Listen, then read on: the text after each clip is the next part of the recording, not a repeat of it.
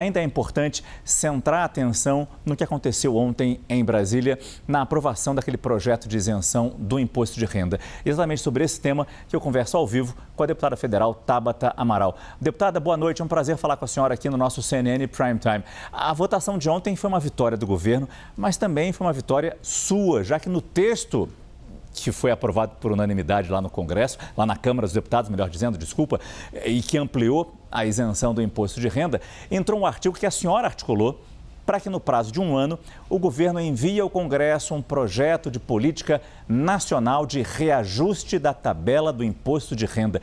Ninguém duvida que isso seria a tal da justiça tributária. Mas pergunto para a senhora os custos. Acabamos de ver aqui como o mercado financeiro ficou preocupado com possíveis custos, não apenas dessa medida, mas de outros projetos que possam vir tramitar na Câmara dos Deputados, no Congresso Nacional de forma geral. Não é um risco para o equilíbrio fiscal, deputada? Boa noite, mais uma vez, muito obrigado. Boa noite, Márcio. Boa noite a todos que nos acompanham aqui na CNN. Na verdade, eu consegui emplacar duas propostas no texto e as duas têm um impacto neutro. Então, acho que é importante, inclusive, trazer a primeira proposta que já chegou no texto, que foi para o plenário, que foi o quê?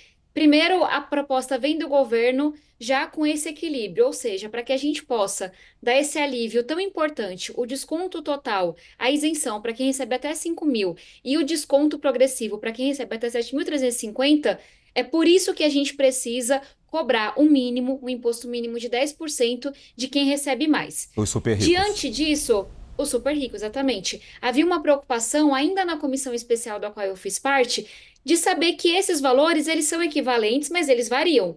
Ora, o governo poderia estar arrecadando mais, ora menos. Qual foi a única alteração que a gente fez na comissão especial, que foi uma proposta minha?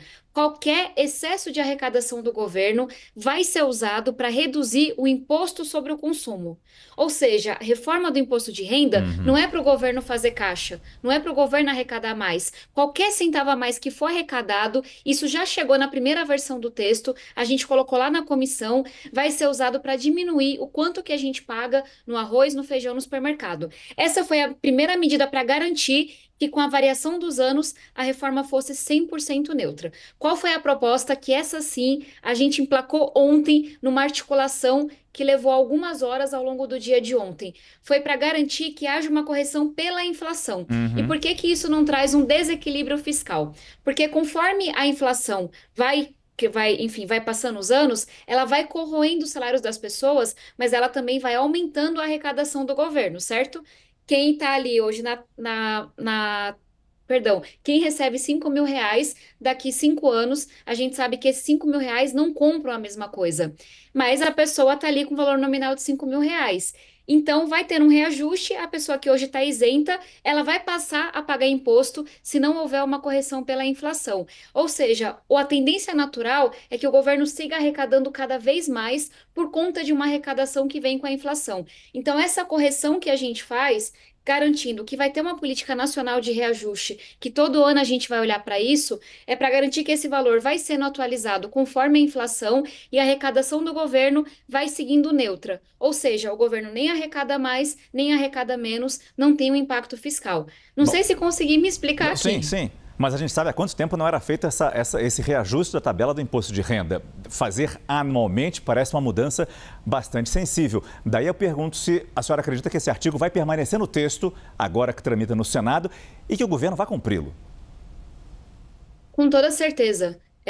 Primeiro, acredito inclusive que esse texto vai ser melhorado no Senado, porque muita gente teve uma reação que eu entendo que é correta de dizer, mas um ano é muito tempo. Ano que vem a gente tem eleição. O governo vai ter que cumprir esse prazo. Mas não seria melhor a gente ter esse debate da política nacional um pouco antes, mais para o começo do ano? E eu concordo com isso. Então, eu já estou em articulação com os senadores para que a gente tenha um prazo menor, na verdade.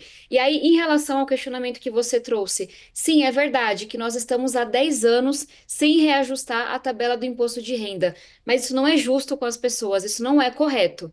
Inclusive, essa falta de reajuste está fazendo com que a classe média veja o seu salário ser corroído. Vai sendo corroído pela inflação, não ajusta a tabela, cada vez uma parte maior do salário está indo para pagar o imposto de renda. E é por isso que a gente encontrou esse caminho ponderado.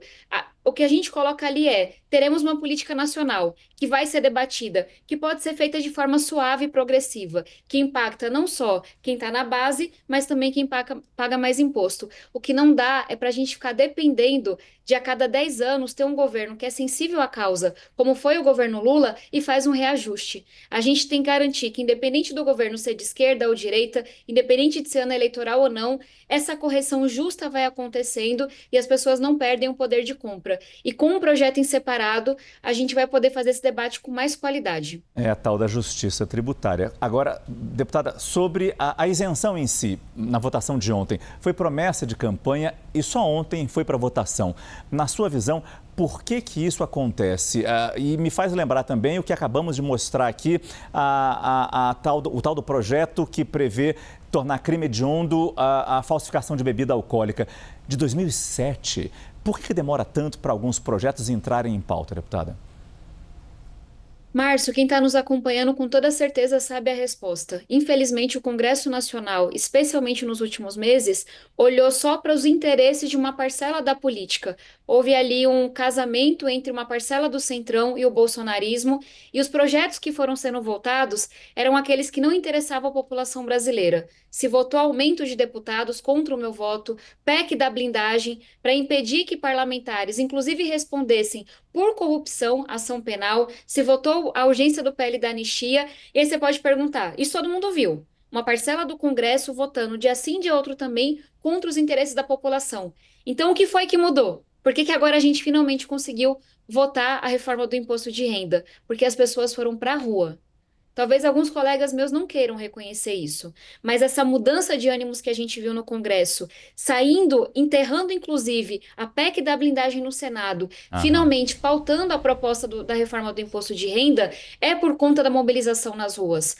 A maioria que se construiu no Congresso não representa a maioria da população. E eu estava acompanhando a CNN, nós temos uma pauta gigantesca de eficiência do serviço público, PEC da segurança, propostas para a educação. Mas o povo tem que lembrar aos parlamentares, de vez em quando, pelo menos, que é o povo que manda e que estão lá pelo voto do povo. Foi isso que mudou.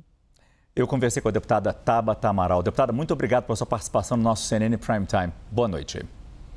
Boa noite, até mais.